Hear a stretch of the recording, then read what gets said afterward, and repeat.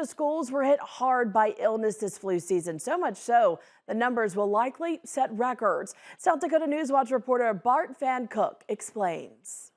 Influenza, COVID-19, norovirus, RSV, and even whooping cough have landed in South Dakota this winter, and schools in many cases have taken the brunt of the infections.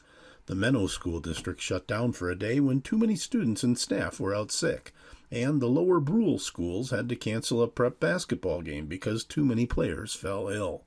At the two-third mark of the 2024-25 flu season, South Dakota is on pace to set a record for cases and is already at a historic high in hospitalizations from influenza, with about 20,000 cases, 1,100 hospitalizations, and 28 deaths so far. The entire U.S. is also suffering from high case counts of influenza this year, and there's a measles outbreak in Texas, though no measles cases have been reported in South Dakota so far.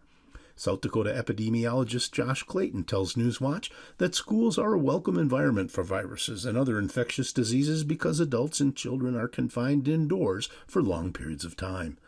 The one positive piece is that a lot of the same actions can help prevent illness for a lot of those different pathogens. Don't touch your eyes, nose, and mouth, because that's a good way of getting those viral pathogens into your system, and staying up to date on vaccinations.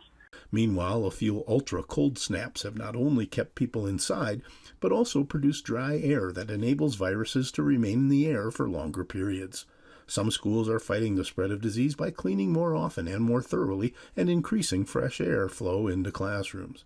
Clayton says individuals can protect themselves with some simple precautions, including getting vaccinated and trying to prevent the spread of germs. Meanwhile, the South Dakota population may be more susceptible to infectious diseases due to lower rates of vaccination. Flu vaccinations fell by 18% statewide from 2021 to 2024, even as the population rose. For South Dakota Newswatch, I'm Bart Van Cook.